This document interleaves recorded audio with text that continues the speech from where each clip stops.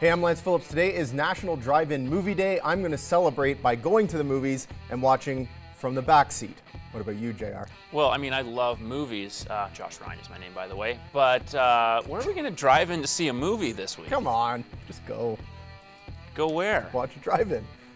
Just what? Like, you know what you could do? You could put a TV screen in the front, like on the hood of your car. That's true. This is The Gloves Are Off. It's too much effort, though. But you don't watch it from the back seat alone. You don't do that. You have to have someone else. Hey, what's up, Lance Phillips, Josh Ryan? Gloves are off for a Tuesday edition, June 6th. Don't take me back to It January. has felt like January at times with how cold the wind has gotten. No way. It's amazing. It's been incredible. Mostly good weather, but there's been some bad winds. It's been fantastic, and it was a great weekend, Josh Ryan. We were lucky because Monday it rained.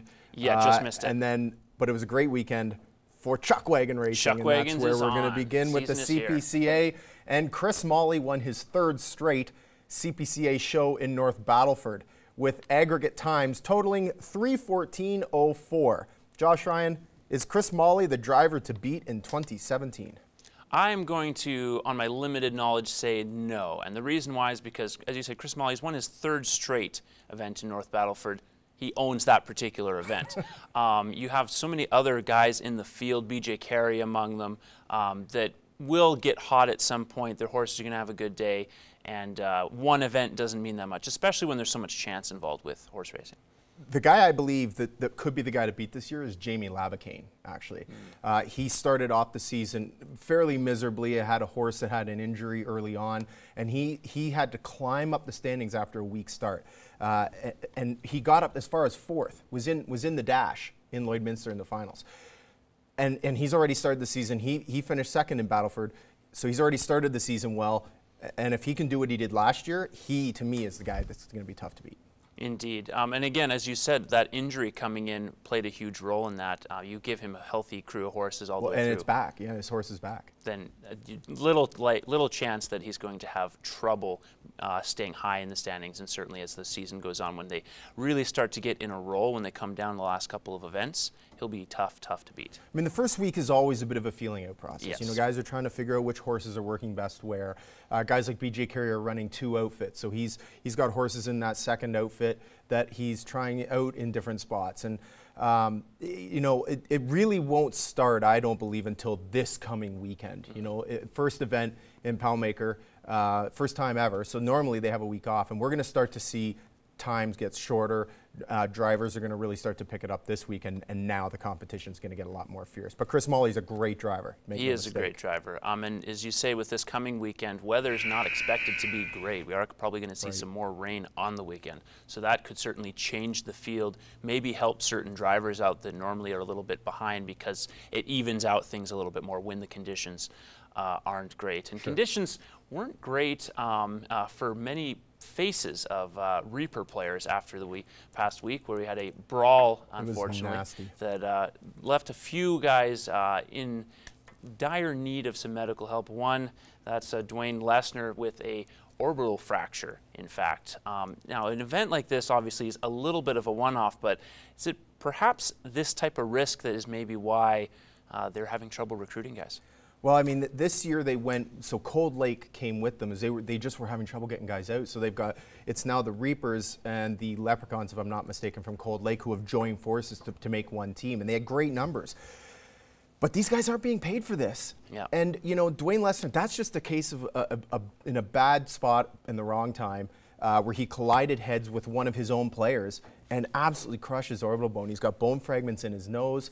And I just don't know if the risk is worth that type of injury, especially in rugby, because there's no real protective equipment other than a mouth guard. And then this brawl that happened at the end of the game, that was just clearly frustrations boiling over. But, you know, if you're a young kid at the comp and they were there watching this game, is this what you want to see on the field? I don't think so. Now, I'm not saying like you said, it's a one-off situation. It's an isolated incident. But still, the injuries are not. No. Injuries are a part of this, and it's like Vandals football. You know, I would love to play, as someone who enjoys the sport, I would love to play tackle football. I'd love to play rugby, but I cannot justify having a broken orbital bone in our line of work. when you look at even professional football players, there's a number of guys who have retired at a much younger age than people are used to seeing. Sure. I mean, you have guys, linemen, certainly running backs as well, retiring 2, 3, maybe 4 years before they normally have to, just because they know the science now and they know the risks they're taking, and would rather be able to, not have trouble running when they're in their 50s and such. And so you take that to now guys who aren't being paid to play in a similarly rough sport. I mean, yeah, is the risk worth it? For me, it probably wouldn't be, and I'm sure for a lot of guys it isn't. But, this is a love of the sport, and this is something that's to be said for this and these guys, is I respect that they love this sport so much that they're going to continue to do it into what they're classified as senior years. Clearly not senior citizens by any stretch. But that's impressive to me, that you have these guys out there that are just playing for the love of the sport. It reminds me of CFL football in a way. Those guys don't get paid a lot, but they're doing it, what I would classify as the love of the game. But for someone like me, I can't justify that. And I think seeing those types of things happens maybe makes people think twice about whether they can justify it as well. And parents probably have a little bit, they have a few more hesitations about it when they see that kind of thing as well, if their kids want to play or not. Yeah, definitely. The Northwest Prairie Pirates had a pretty good weekend considering they've had struggles up to this point. Against the Munster Red Sox, the defending champions of the Saskatchewan Premier Baseball League, won their opening game Sunday 1-0. Yes, they beat the defending champions. That is the first loss for the Munster Red Sox. They followed that up, Josh, with a 10-2 loss to Munster. So the question is, are you encouraged or are you discouraged by what happened this weekend and the scores that they saw? If you're a player on the team. I think it's a bit of a wash, to be honest. Wow. Obviously, beating the best team in the league is exciting and makes you think we did something right. But when you follow it up with such a lopsided result as well, it tells you this.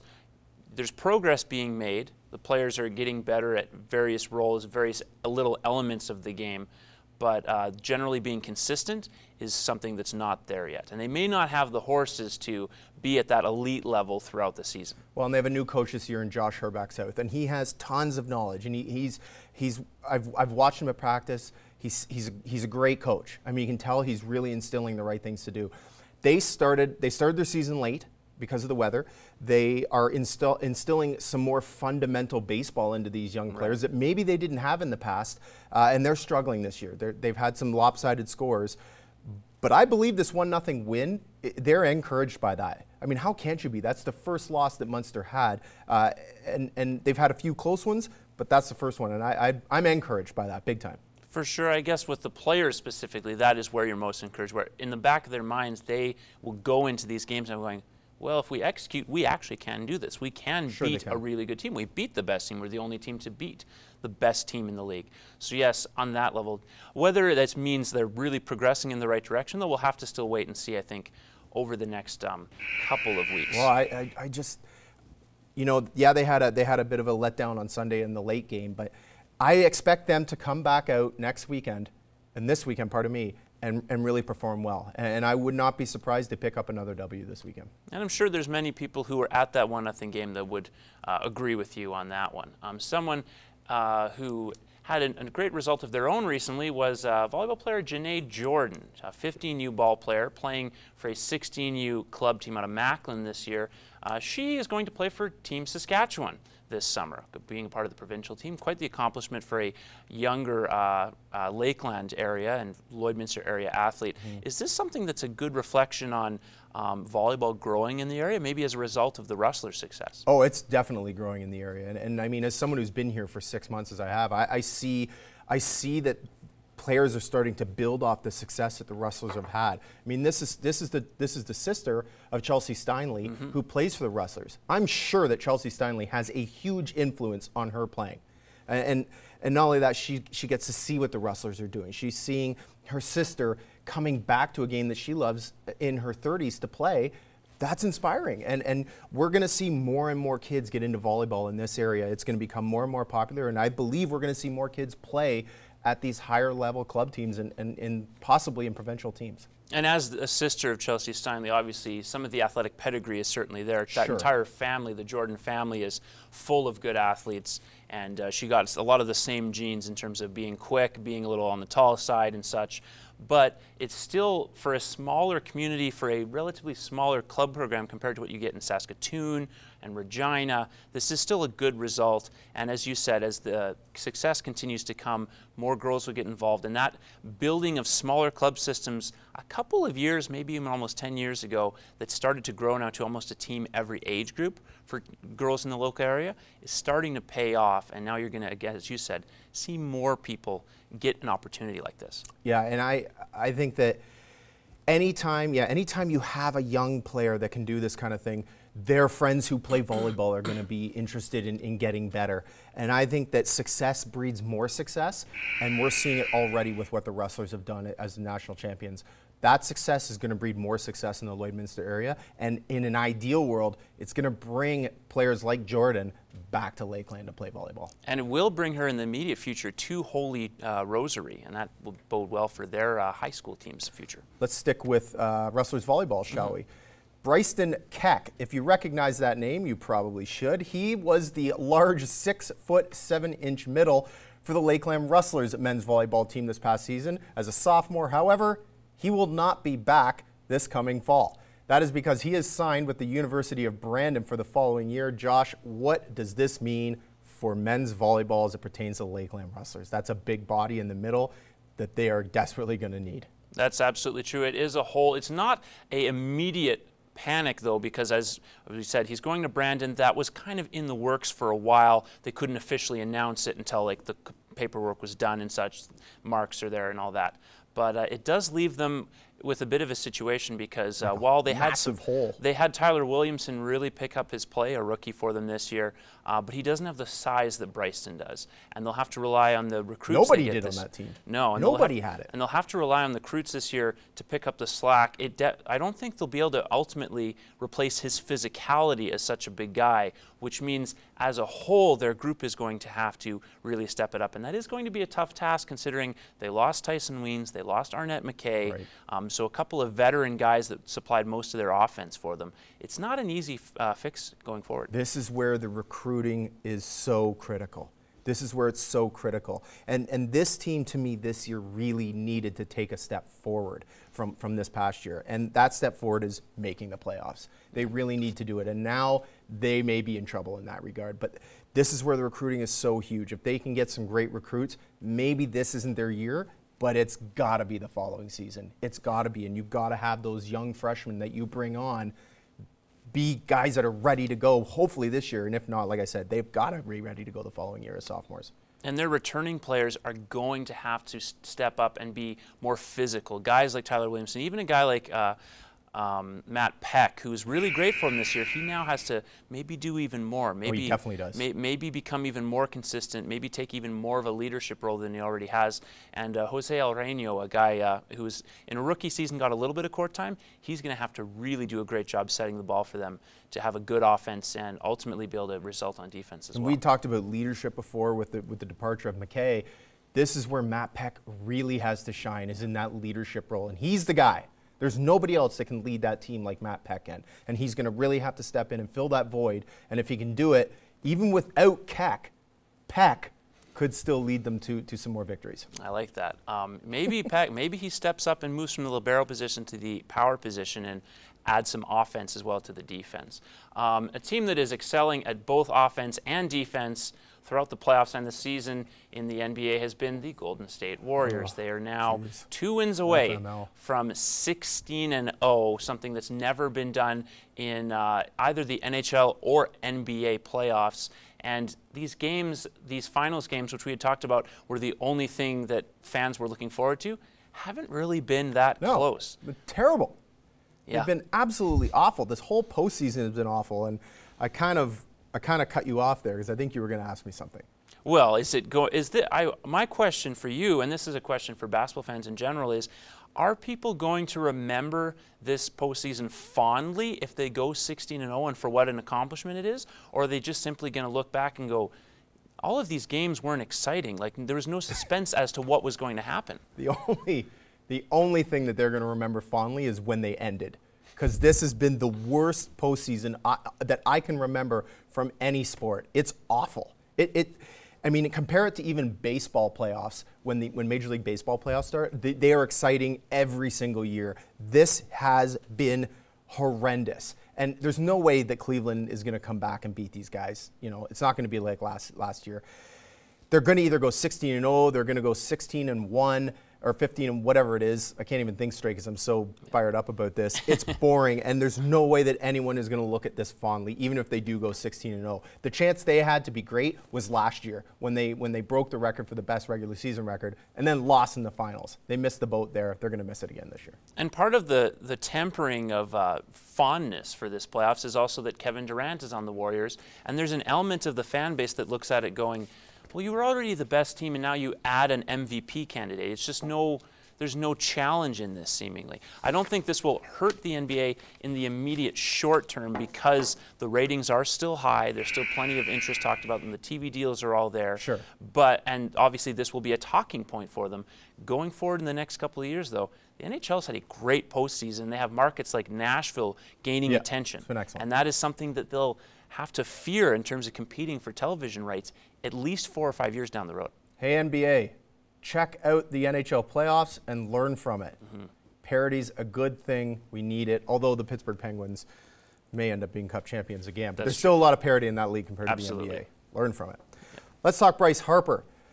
If you missed it, and we can't show it, unfortunately, Josh Ryan was going to draw it a second ago, but he decided not to. The Bryce Harper-Hunter Strickland fight from earlier this week has resulted in suspensions. 6 games for Hunter Strickland from the San Francisco Giants, and 4 after appeal was reduced to 3 for Bryce Harper. Josh Ryan, are these suspensions fair?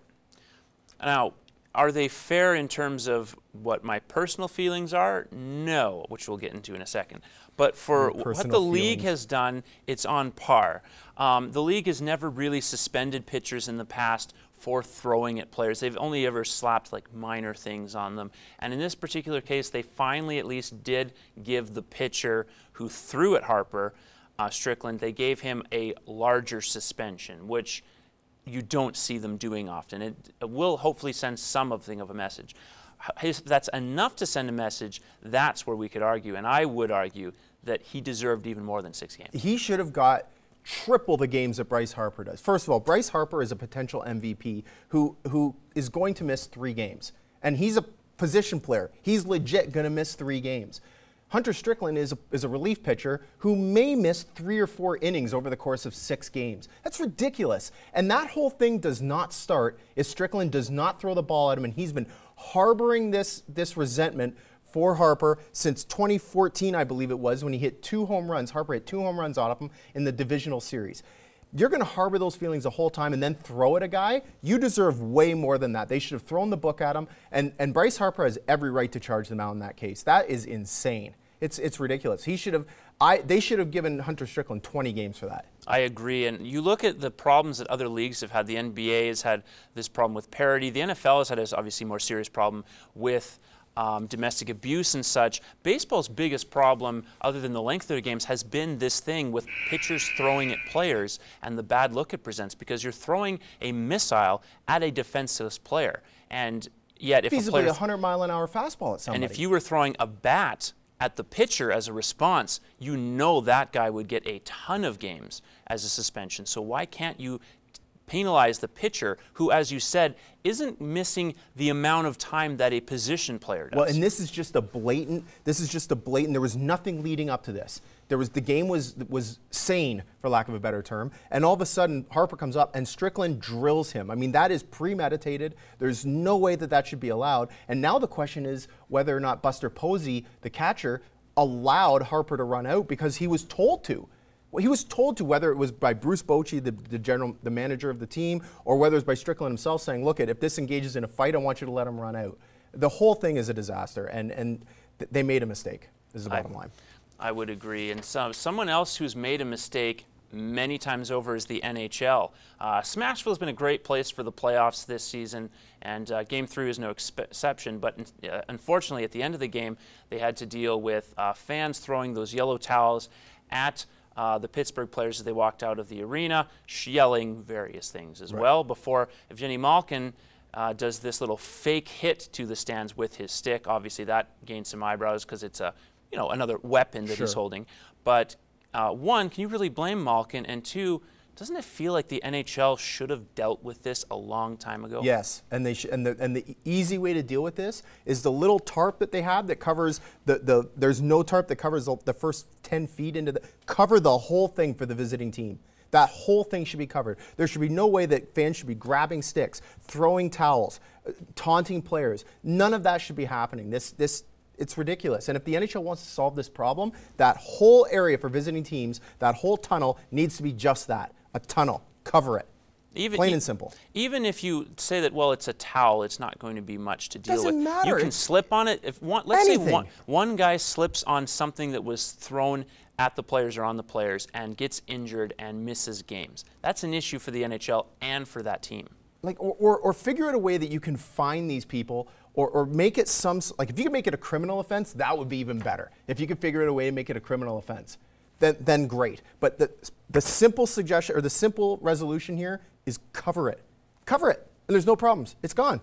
I mean, we have those type of sanctions for someone throwing a beer at a player or something that is like a legitimate object. Just why don't we do that in hockey games? Just make it simple. You're out and you're in big trouble for being out. And if you put that tarp there, then at least they're discouraged from doing that in that short space. Well, they can throw whatever they want on that thing. It's just going to deflect off. But the fact that they haven't done it yet is just shows to me that they're not willing to protect players like they need to, and that's all there is to it. On the other side, Warren Noble joins us. He is the chairman, for the Under-18 National Baseball Tournament coming to Lloydminster in July. Good dude.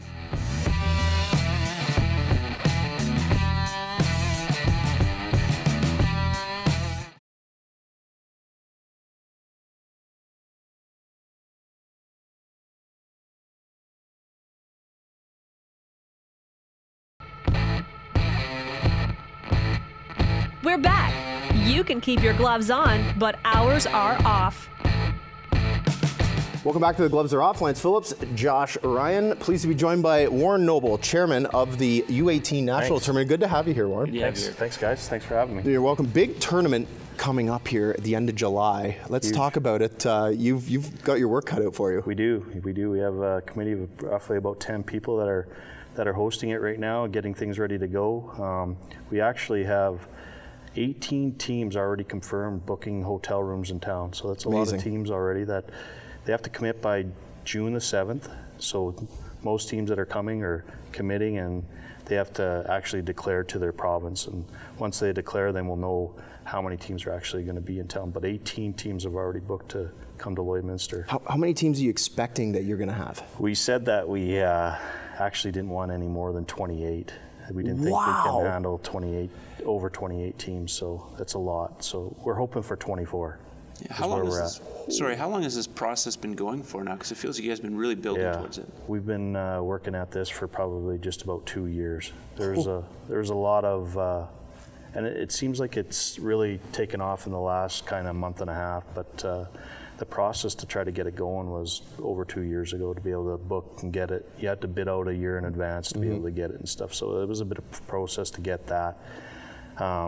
Basically, we tried to get 2 nationals again here in town. We were hoping for the junior nationals, and then we wanted the U18, which is the premier event, coming to Lloyd. So the junior nationals didn't work because of the Canadian Summer Games this year, and they kind of dismantled the U21 actually nationals this year. So hopefully it comes back again, but if not, then basically those kids that are playing U18 will go right to women's and play women's. So yeah, we looked at that avenue too to get women's, but nobody represented Alberta last year, so then you can't host that. So the last time we talked was actually on Greg Buchanan's Tuesday Night Sports Show, and you were talking about sponsors and trying to get sponsors on board. How has that process been going since that time? So it's been good. We actually have somebody in place right now, and his name is Sam Saeed, and he's been helping us out. But he's been basically going through the community and trying to get sponsorships and be able to talk to the people. We're doing a lot of in lieu of, kind of stuff like that. So they'll support in lieu of instead of giving a donation, a money donation, which is fine. And we're willing to take anything. It's, you know, and it is a tough economic area right now in Lloyd, and we understand that. But I mean, any money will help us out, and it's a big event. I mean, it's a week worth of people volunteering their time, coming out, you know, and obviously when you see, we're going to run basically 2 diamonds, so from probably about 8 in the morning till probably 9 at night. So those are long days for probably 5 of them, and then you get into the championship rounds on Saturday and Sunday. They'll back down a little bit for us, but for the most part, we're gonna need some volunteers, and we're just getting ready to do that. So, getting ready to send out to our actual association and asking them to help volunteer, and then also we're going to ask the community to volunteer. And it is a tough time because it is over the August long weekend, but I mean, if it's nice out and people enjoy watching ball, which was like in the 80s and stuff like that, 80s and the early 90s, it was huge in town, big, and now it's kind of tailed off. So we're trying to escalate it again, try to bring it up to where it's, you know, it's back up to that level maybe in the 80s where it's huge. And actually the best thing about it now is that it is it's actually an Olympic sport again. So they're going back to the Olympics, and that's a big thing. That is a big deal. It's huge.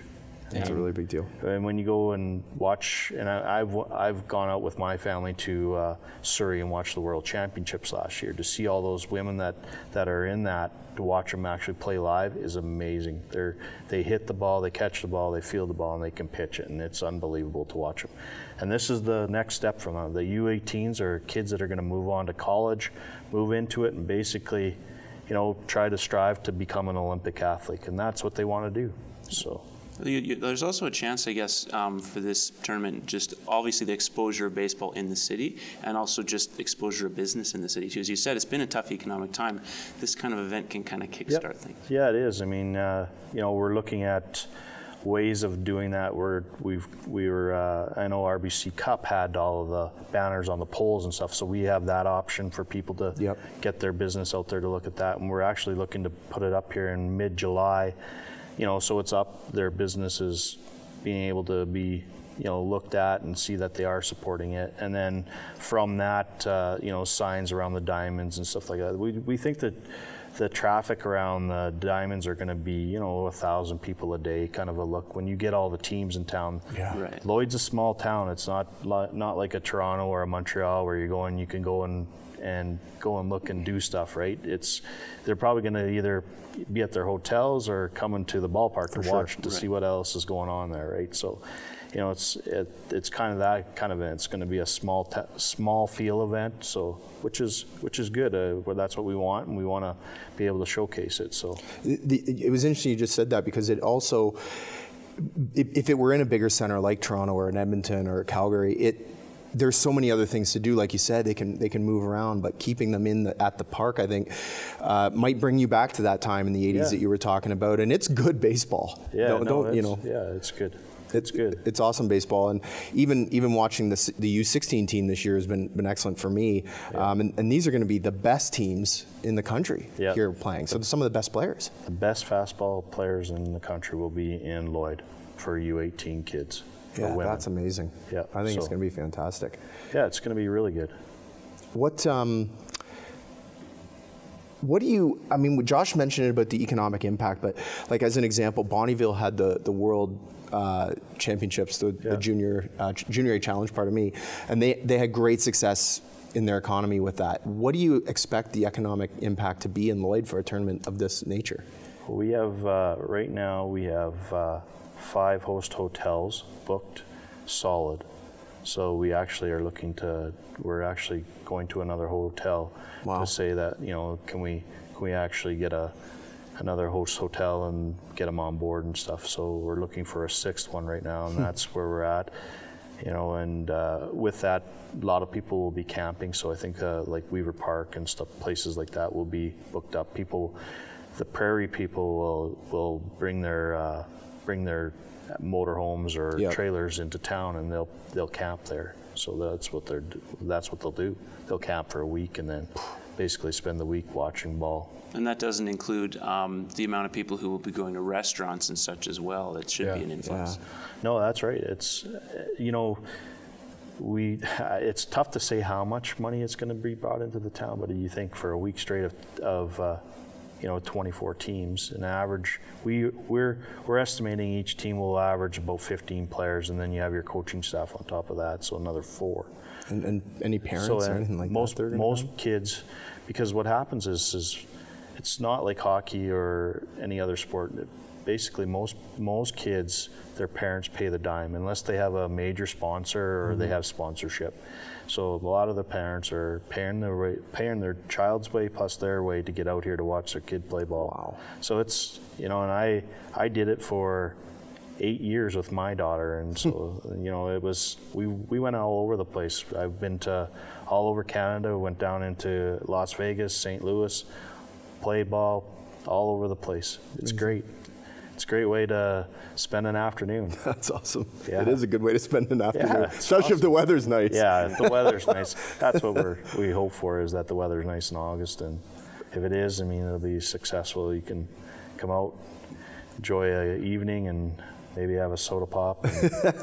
Are all the games being played at Legion Ballpark? Yeah, all the games are there. So that place will be rocking. yeah, it's gonna be good. That's why I say there's gonna be. I don't know how many people we're going to have. It's just tough to say. lot. In the community, generally the community, probably the daytime it'll be parents and grandparents and stuff like that. What we're looking for is the community support and from in the evening time, and our local team, which will play at a prime time between 7 and 8 o'clock at night. So they'll play 2 games probably a day, and generally what they'll play is a morning game like around 11, and then they'll take the rest of the afternoon off and come back and play at 7 o'clock or something like that. So we get that privy because we are hosting to say when they want to play. So we kind of know that. It's not set in stone, but for the most part they'll play an evening game, so the local people can come out and watch those kids. Sorry, Josh, go ahead. No, just how important do you think it is that the local team then we get a couple of wins and get into the later part of the tournament and draw people in the later part of the tournament? And that's a good question, because it is important. You got to start out good. And if you don't have a good start, you're in trouble right out of the gate. Mm-hmm. So it's one of those things. If they get out of the gate and go 2-1, or if they can go 3-0, that would be even better. But if they go 2-1, and they'll get into the top 8. It's the top 8 that moves on to the championship round. So it's kind of like a double knockout. You get those lives. So if it's basically, you get 2 lives at that point, and if you're in I think it's the top 8, and what happens is 1 through 4 get 2 lives, and then 5 through 8 basically have 1 life, and if you lose, you're gone. Right. So whereas you could come back from if you were top in your pool and stuff like that. So, is it the type of thing where you would get to a championship game with one team that feasibly has not lost and another one that has lost once? So would they have to beat them twice? Would they have to beat them twice in a championship? It used to happen like that. Right. So at one time when you had to win your province outright, that's how you would do it. And I've actually witnessed that, because I come from a long line of ball family, and my sister actually won a national championships in the 80s, and that's exactly what happened is that really? They had to beat BC twice. They beat them the first game, then it was like 2-1, and then they come back and beat them again in the second game to win the championship. Cow. So yeah. But that's not happening in this one. That would make for some wild ball at the end. From a scouting standpoint, what is in it for these girls as it pertains to possibly being scouted by U.S. schools, or maybe something even beyond that? Yeah, I mean, there's most of the kids that are going on to Division 1, 2, or 3 schools have been scouted already, so they've already probably put their letter in, and they go online, and it's similar to hockey. They show where they're at with their skill level, and basically from that they'll send a recruiting video down to the States, and then they look at them and stuff like that. They may want to see an in-person look, but yeah, there will be scouts there. I mean, there's scouts probably from Canada too, looking at what they could do, and then probably from some Division 3 some Division II schools will be in town watching them too. That's great. So, yeah. Do you have any girls in particular you think that have a good shot of being picked up right away? Well, I know that I think the local team has 3 girls for sure that are already going down to the States. That's awesome. I know that's actually a girl from Lloyd is going down, Sadie Ristika. She's going to Florida school, so she's going there. And I would imagine there's some more. I don't know that group as good as what I do know the older group, because my daughter obviously is older, and that's where I'm at. So yeah. My cousin's daughter plays for the U18 team, so she's a local girl that pitches for them, which is great to see. So our whole family will be out there with actually, that's what I say, the committee is made up of my first cousins and my sister and my brother-in-law and stuff like that. So yeah, it's kind of a local thing that's going on. It's family affair. How can people want to get involved? Pardon me, if people want to get involved through sponsorship, volunteer, how can they do that? So through sponsorship, they can contact myself and or on our website too. Actually, can go to Canadian Softball Championship and see the website, and you'll get some information on that. Sam Saeed is he's our guy that's coordinating all the sponsorship. So if they want to get in contact with me, they can contact me via email, and it's on the actual. Our Softball Canada website. It's on the bottom of our screen as well. So. So they can contact me if they want and say, yeah, we'd like to sponsor and stuff like that. Or, yeah, that's one of the ways of doing it. Or if they know me, I'm obviously known in Lloyd. So most people would. Yeah, they know me. So that's great. Yeah, no, it's been good. So well, best of luck going forward with the rest of it. Because I will be the one covering this tournament. I'm really looking forward to it. It's going to be a great time, and I'm sure that. Sure, you're going to pull off a really great production. Well, we hope so. We're prepping pretty hard right now, so it's. I bet. Probably the couple days before everybody gets into town, it'll be, madness going on a little bit till we can settle things down and get it going and stuff. But for the most part, it's going to be all right. I feel like we were lucky to get him in right now. Yeah. Thanks very much, Warren. Good to have you by, and good luck the rest of the way with that tournament. Yeah, thanks very much. No problem. Appreciate it. On the other side, Albert. Lots of tweets, Josh. Full of sass, too. Oh, yeah, for sure.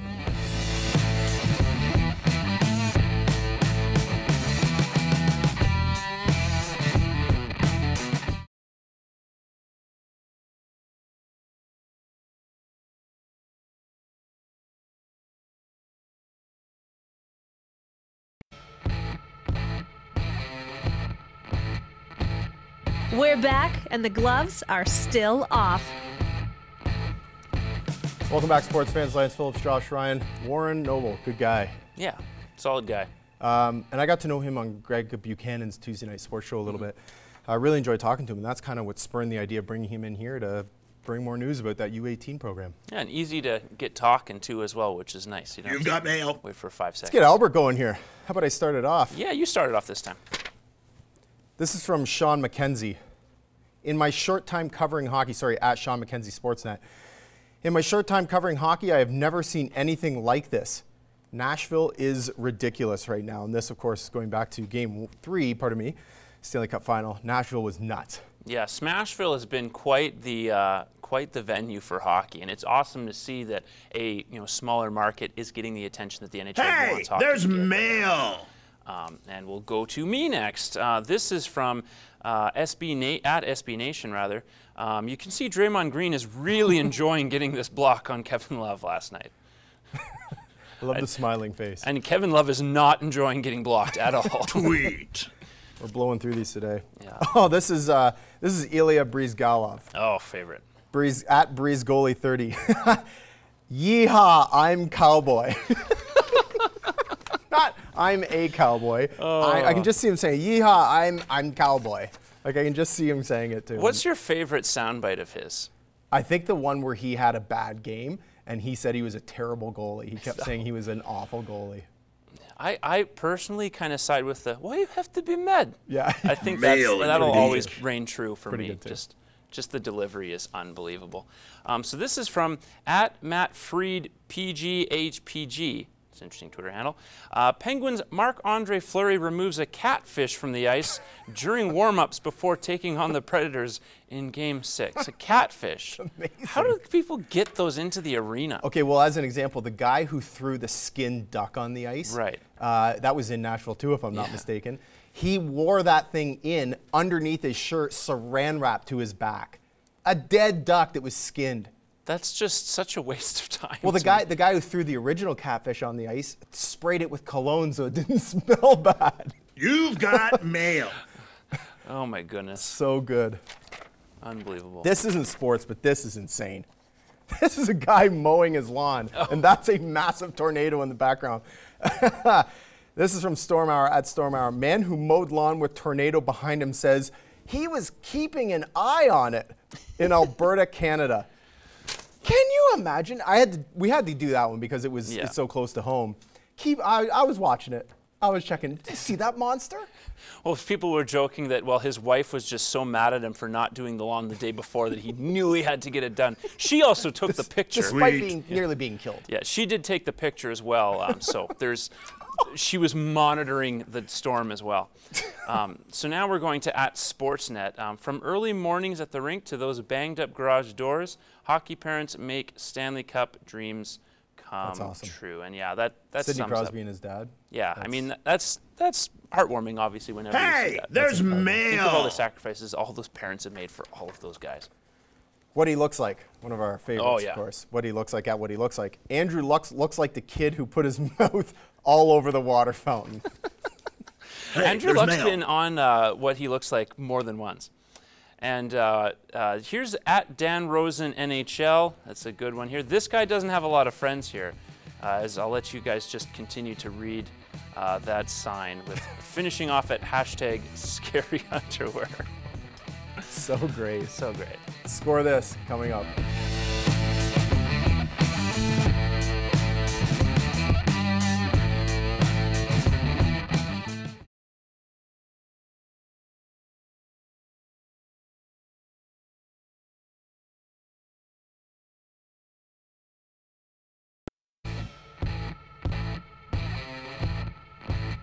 If you can't score, you might as well drop the gloves. Drop 'em fans, Lance Phillips, Josh Ryan with you. Score this. But before we get to score this, there was a couple of tweets in there that we didn't get to. We really quickly want to get to it. You can start it off. So I'll start with this is from our buddy Sklapper, @Ryan Skalapski, or @RSkalapski is his Twitter handle, friend of the show.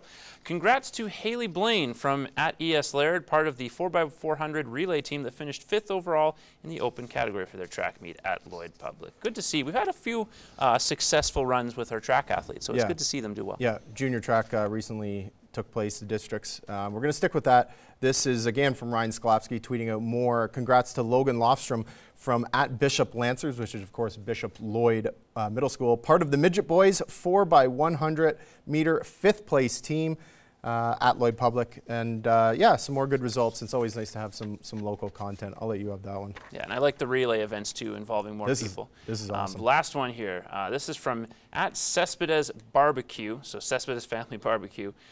Back in my day, we just witnessed history, and as you can see, everyone except for the elderly man with the glasses are witnessing history through their phones. Typical. Typical. All right, let's go to score this. All right. First one, we got some gym stuff. This one's pretty solid. This is a guy on the bars, and he's not very good. Well, he actually starts off pretty well. He looks pretty good. Relatively competent. Yeah, no, he looks good. He looks, well, okay, looks like he's struggling now. Oh, no! That's the end of it. That's the end of it. What are you scoring it? What are you scoring it? Oh, well, I mean, he started out competent, but he didn't stick the landing, so I'll have to give him a 3. I went 6 on this one. Wow. Well, he started off pretty good. I thought he was looking solid. Clearly, he has talent. It looks like his hands just slipped. Yeah, but he stuck the landing into a pile of his buddies, too. If you can't stick the landing, you don't get out. All right, this is pretty good. So this is a kid attempting to try a half-court shot behind his back. Bang! Oh! Nails the kid going by on the scooter. Yeah, you know, it's funny how many people forget to check their surroundings when they go through a basketball court or a soccer pitch, just biking through. That stuff always happens. Why would you do that?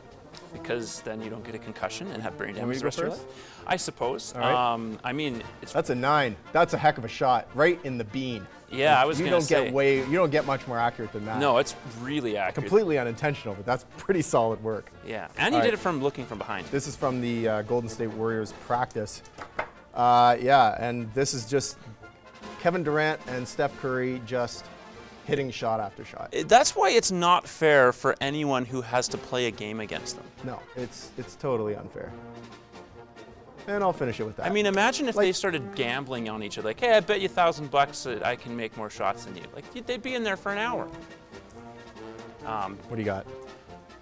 Well, I mean, I was going to say great job on the shooting, but that signifies to me a 1 because I'm just so sick of the way the basketball playoffs have turned out. Just stop.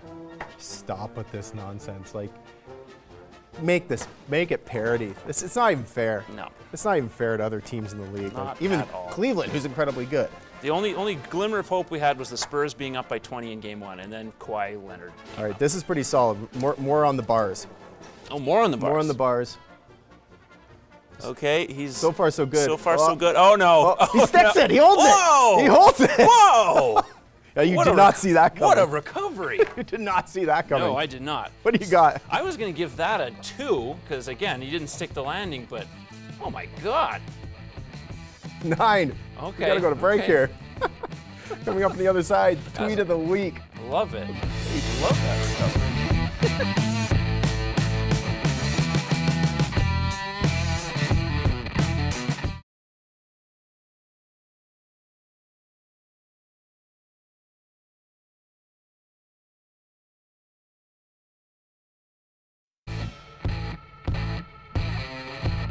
We're back. You can keep your gloves on, but ours are off. Hey, sports fans, Lance Phillips, Josh Ryan. We're going to go best of the week, worst of the week, bow wow, but essentially decided to change it up. We're going to go tweet of the week because we had a couple. We were heavy on tweets this week. We really Yeah, enjoyed some really, good stuff really we had, heavy on but Twitter. we had a couple that really stood out to each of us. So we're gonna roll with these. And I'm going to roll with mine first. This is a pretty historic Canadian It's sports hugely moment. historic. At Donovan Bailey, for those of you who don't know, and you should know who this is, 1996 gold medal winner, 100 meters men's. Canada, like that was And 4x100. and 4x100 as well that year, like an iconic sports figure. He tweets, this was on June 1st, he tweeted this, 20 years ago today. And this is that infamous race, challenge race, where he defeated American Michael Johnson in the 150-meter event. Johnson, of course, the 200 champion, and saying he could beat Bailey if he had to run at 200 meters. So they went to a bridge version, and Johnson famously, as soon as he started to fall behind, pulled up, and He's Donovan nothing Bailey but was a chicken. Nothing- He's nothing but a chicken. hugely famous moment. Not the most Canadian moment ever, but I loved it. All right.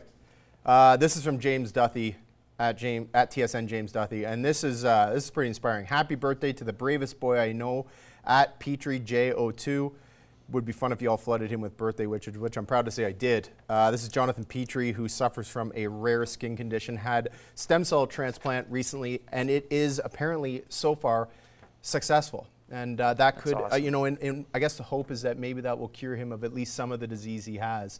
And he's an incredible story. I'm a huge Senators fan, and you see him in the hospital bed there. He's fighting, and that's pretty inspirational. That young guy. It reminds me of the conversation I had when we were doing the Relay for Life story over the weekend. That, of course, took place at Bud Miller. Great to see the progress that child cancer and other types of cancer research we've made progress on, stem cell transplant and so on. It's Still a really long coming way to along. go, though. Thanks for watching, everyone. 1 week. We'll see you back here.